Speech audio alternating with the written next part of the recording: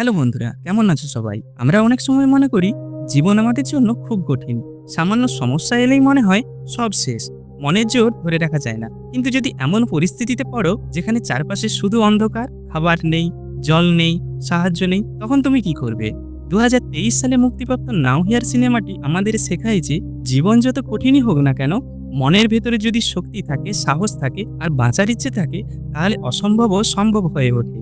আর একজন মা প্রমাণ করে যে সন্তানের জন্য সে শুধু পৃথিবীর সঙ্গেই নয়, মৃত্যুর সঙ্গেও লড়াই করতে পারে। তো গল্পটি সম্পূর্ণ জানতে অবশ্যই এই ভিডিওটি লাইক করো এবং আমাদের চ্যানেলটিকে সাবস্ক্রাইব করো। চলো তবে আর দেরি না করে মূল গল্পে যাওয়া যাক। গল্পের শুরুতেই আমরা দেখতে পাই গাড়ির রেডিওতে সরকারের পক্ষ থেকে একটি ভয়ঙ্কর ঘোষণা করা হচ্ছে। দেশে খাবারের তুলনায় জনসংখ্যা বেড়ে যাওয়ায় সরকার এক সিদ্ধান্ত নিয়েছে যে ছোট বাচ্চা আর গর্ভবতী মেয়েদের মেরে ফেলা হবে। সরকারের এই ভয়ঙ্কর সিদ্ধান্তের জন্য কিছু মানুষ গোপনে দেশ ছেড়ে পালানোর চেষ্টা করছিল এবং তাদের মধ্যে ছিল এক স্বামী স্ত্রী মিয়া আর নিকো। মিয়া ছিল গর্ভবতী। দেশ ছেড়ে পালানোর জন্য নিকো একটি দালালের সাথে যোগাযোগ করে এবং সেই দালালটি প্রচুর টাকা পয়সা এবং সোনাদানার বিনিময়ে তাদেরকে অন্য দেশে পাঠানোর দায়িত্ব নেয়। এরপর মিয়া আর নিকো একটি জাহাজের কন্টেনারে ঢুকে যায় এবং নিকো মিয়াকে একটি চকলেট দেয় এবং অন্য দেশে পৌঁছানোর পর চকলেটটি খেতে বলে। তাদের কথাবার্তার মধ্যে হঠাৎ কন্টেনারের দরজায় আওয়াজ হয়। এখন নিকো দরজাটা খুলতেই প্রচুর মানুষ কন্টেনারের ভিতর ঢুকে যায়। কন্টেনারের মধ্যে লোক সংখ্যা অনেক বেড়ে যাওয়ায় বাইরে বন্দুক হাতে দাঁড়িয়ে থাকা একজন লোক অর্ধেক লোককে বাইরে অন্য একটি কন্টেনারে চলে যেতে বলে। এরপর সেই লোকটি মিয়ার স্বামী নিকোকেও কন্টেনারের বাইরে বের করে দেয় এবং এর ফলে মিয়া খুব ভেঙে পড়ে। নিকোকে যখন নিয়ে যাওয়া হচ্ছিল কন্টেনারের ছিদ্র দিয়ে, মিয়া তখন তাকে দেখতে থাকে। নিকো তার কাছ থেকে আলাদা হয়ে যাওয়ার কারণে মিয়া খুব অসহায় হয়ে পড়ে এবং নিকোকে ফোন করে। নিকো তখন মিয়াকে চিন্তা করতে বারণ করে এবং বলে যে এই দুটো কন্টেনারকেই একই জাহাজে নিয়ে যাওয়া হবে। এরপর মিয়াদের কন্টেনারটি ধীরে ধীরে সামনে এগোতে থাকে। কন্টেনারটির গায়ে থাকা ছিদ্র দিয়ে মিয়া দেখতে পায় যে মিলিটারিরা নির্মমভাবে গর্ভবতী মহিলা এবং শিশুদের মেরে ফেলছে। কিছুদূর যাওয়ার পর হঠাৎ কন্টেনারটি থেমে যায়। এখন কয়েকজন অফিসার এসে সেটি তল্লাশি শুরু করে, কিন্তু ভেতরে একটি বিশেষ লেয়ার থাকার কারণে তারা সরাসরি কাউকে দেখতে পায় না। তবুও অফিসারগুলির সন্দেহ হয় আর সেই কারণেই তারা কন্টেনারটির গায়ে গুলি চালিয়ে পরীক্ষা করতে থাকে। গুলির শব্দ আর হুমকিতে ভেতরের মানুষজন খুব ভয় পেয়ে যায়। এরপর একজন অফিসার ভেতরে থাকা লোকগুলোকে উদ্দেশ্য করে হুমকি দিতে থাকে যে বাইরে না বেরোলে তাদের সবাইকে মেরে ফেলা হবে। এই সময় মিয়া কন্টেনারটির মধ্যে থাকা একটি বাক্সের উপর উঠে লুকিয়ে ফেলে। ঠিক তখনই একজন মেয়ে আতঙ্কে সেই লেয়ারটির দরজা খুলে ফেলে এবং অফিসারটা মুহূর্তের মধ্যে এলোপাথাড়ি গুলি চালাতে শুরু করে। কয়েক সেকেন্ডের মধ্যে সবাই মারা যায়। একমাত্র মিয়া বাক্সের উপর লুকিয়ে থাকার কারণেই বেঁচে যায়। পুরো কন্টেনার খালি করে দেওয়ার পর আবার চলতে শুরু করলে মিয়া নিচে নেমে আসে। এরপর সে নিকোকে ফোন করার চেষ্টা করে, কিন্তু ফোন বন্ধ থাকার কারণে মিয়ার মন খারাপ হয়ে যায়। তারপর মৃত যাত্রীদের ব্যাগ ঘেটে কিছু দরকারি জিনিস বের করে সে। একটা ড্রিল মেশিন, ছুরি, লাইট এবং কিছু সরঞ্জাম যা সে নিজের কাছে রেখে দেয়। রাতের অন্ধকারে মিয়াদের কন্টেনার বোঝাই জাহাজ মাঝ সমুদ্রে দুলতে শুরু করে। ঢেউয়ের ধাক্কায় মিয়ার কন্টেনারটাও দুলতে থাকে আর সে বারবার ধাক্কা খেতে খেতে একসময় অজ্ঞান হয়ে পড়ে। ভোরে যখন তার জ্ঞান ফেরে তখন সে বুঝতে পারে যে তার কন্টেনারটি জাহাজ থেকে আলাদা হয়ে মাঝ সমুদ্রে ভাসছে এবং তার কন্টেনারটির অধিকাংশই জলের নিচে চলে গেছে। এরপর মিয়া লক্ষ্য করে যে কন্টেনারটির গায়ে থাকা ছিদ্র দিয়ে জল ঢুকছে আর চারপাশে থাকা অন্য কন্টেনারগুলোও ধীরে ধীরে ডুবে যাচ্ছে।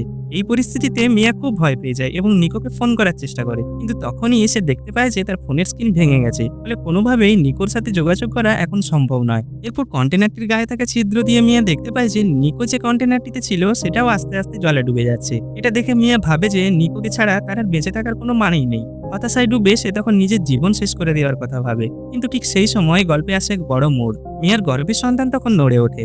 সেই মুহূর্তে মিয়া বুঝতে পারে যে সে আর একা নয়, তার শরীরের ভেতর আরেকটি জীবন আছে। এই ভাবনা তাকে নতুন করে বাঁচার শক্তি দেয়। ধীরে ধীরে ক্লান্ত শরীর নিয়ে সে ঘুমিয়ে পড়ে। হঠাৎ জলের মধ্যে ভাসতে ভাসতে এক দুঃস্বপ্ন দেখে মিয়ার ঘুম ভেঙে যায়। চোখ মেলে মিয়া সিদ্ধান্ত নেয় যে যেভাবেই হোক তাকে বাঁচতে হবে। সেখানে থাকা অনেক প্লাস্টিকের বক্স পেয়ে সেগুলোর মধ্যে থাকা রাবার দিয়ে কন্টেনারের ছিদ্র বন্ধ করতে থাকে মিয়া।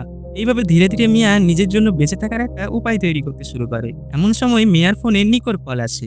মিয়া এর আগে নিজের চোখে দেখেছিল যে নিকোর কন্টেনারটা ডুবে যাচ্ছে, তাই সে ভেবেছিল নিকো হয়তো মারা গেছে। কিন্তু নিকো মিয়াকে জানায় কন্টেনারটা ডোবার আগেই তাকে বের করে নেওয়া হয়েছিল, তাই সে বেঁচে আছে।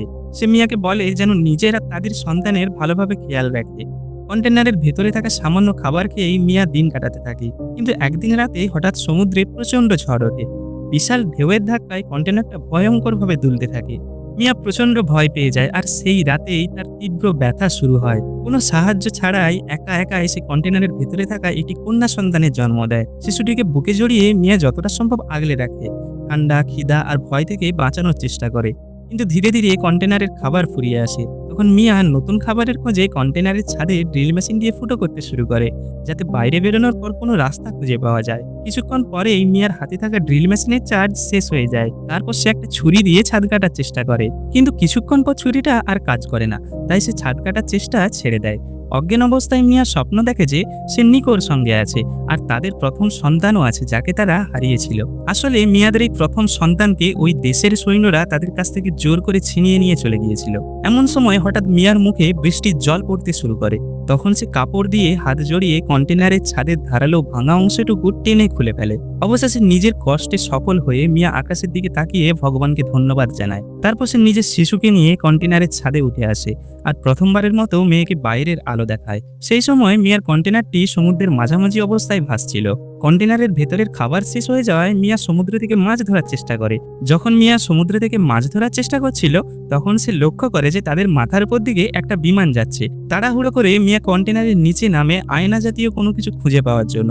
এরপর সে যখন আয়নাটা নিয়ে কন্টেনারের উপরে উঠে আসছিল, তখন কন্টেনারের ধারালো অংশে তার পা কেটে যায়।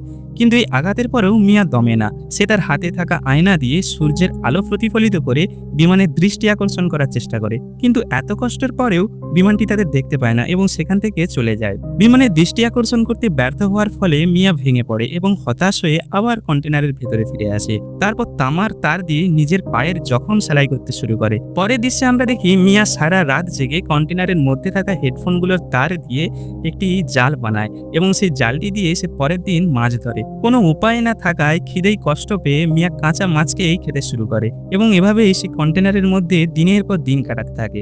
কন্টেনারের মধ্যে থাকা প্লাস্টিকের বক্সগুলির মধ্যে মিয়া মাছ সংগ্রহ করে রাখতে থাকে এবং প্রত্যেক দিন সেই বাক্সগুলোর উপর নিজের অবস্থার কথা লিখে সমুদ্রে ভাসিয়ে দেয়, আশা করে হয়তো একদিন কেউ না কেউ তার কাছে পৌঁছে যাবে সাহায্য করতে। এর পরের দৃশ্যে দেখা যায় একদিন হঠাৎ করে মিয়ার ফোনে নিকোর কল আসে। ফোনে নিকো মিয়ার কাছে ক্ষমা চায় এবং জানায় যে তাদের কন্টেনারকে পুলিশরা ধরে ফেলেছে এবং নিকোর গায়ে গুলি লাগায় নিকো হয়তো কিছুক্ষণের মধ্যে পৃথিবী ছেড়ে চলে যাবে। এসব শুনে মিয়া কান্নায় ভেঙে পড়ে এবং নিকোকে জানায় যে তাদের একটি কন্যা সন্তান হয়েছে এবং নিকোর কথা অনুযায়ী মিয়া তার নাম নোয়া রেখেছে।